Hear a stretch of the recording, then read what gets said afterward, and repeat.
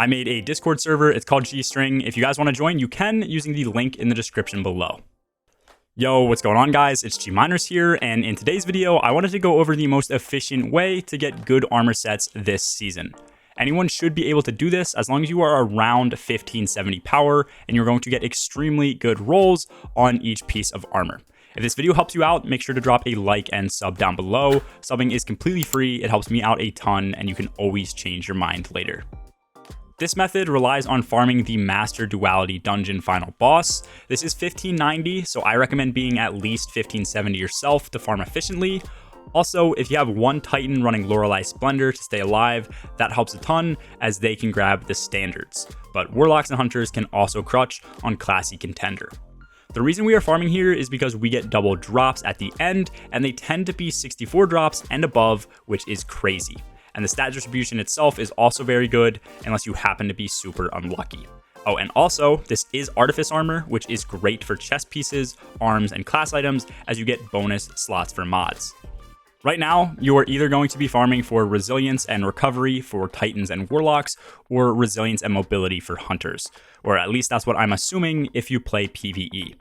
The Ghost Focusing mod has a huge effect on farming efficiently. For example, if you use a Ghost mod to focus Resilience, your other stats in the top bucket are going to be consistently decreased, which means you're going to have a hard time getting an even distribution on both of the stats that you want because everything will be prioritized into Resilience. The same obviously goes for focusing Recovery and Mobility. This means that to get even distributions amongst two of the top three stats, you need to focus a stat in the bottom bucket. For this reason, I always focus Discipline. Strength is not really needed for most builds, and Intellect in PvE is next to useless right now. This will guarantee a huge amount of discipline for each armor piece, and then after this, all you really need to do is get a decent distribution between the other two stats you're looking for in the top bucket.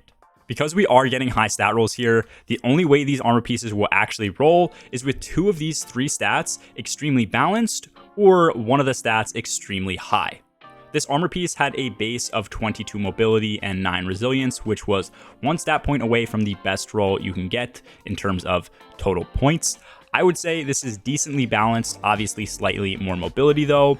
And then this other piece, which I didn't end up using for my armor set, rolled at a 67 base with 30 mobility. So this is definitely more on the extreme end.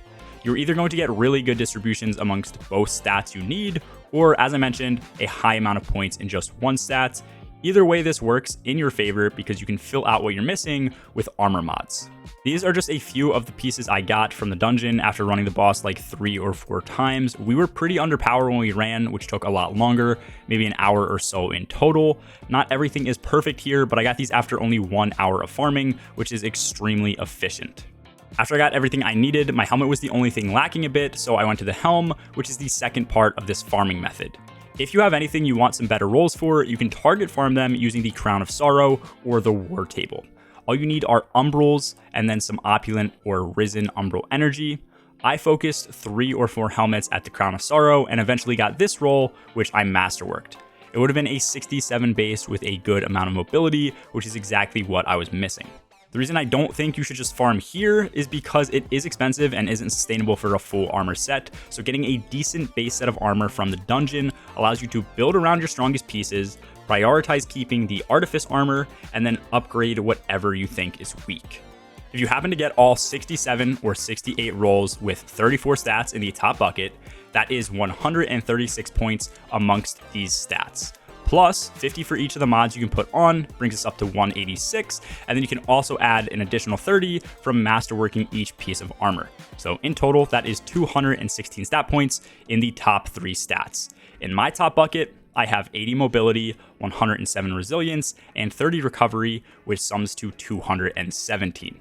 But I also have Powerful Friends on, which is plus 20, and minus 10 resilience on my subclass, so this armor set would be almost maxed out realistically at 207 stat points. Super close to 216, and as I mentioned, this was all gotten in one session of farming. And also notice that my discipline is at tier 10 and I have no discipline mods on whatsoever. If you end up needing more opulent umbral energy, I recommend farming containments, and as I mentioned, this entire method becomes way more efficient the higher in power you become, because Master Duality will become way easier. Let me know if you guys have any questions in the comments below, and I will also be making a video on what stats you should aim for on each class with the resilience changes, so make sure to look out for that. That's all for this video, guys. As always, have a good one. Peace.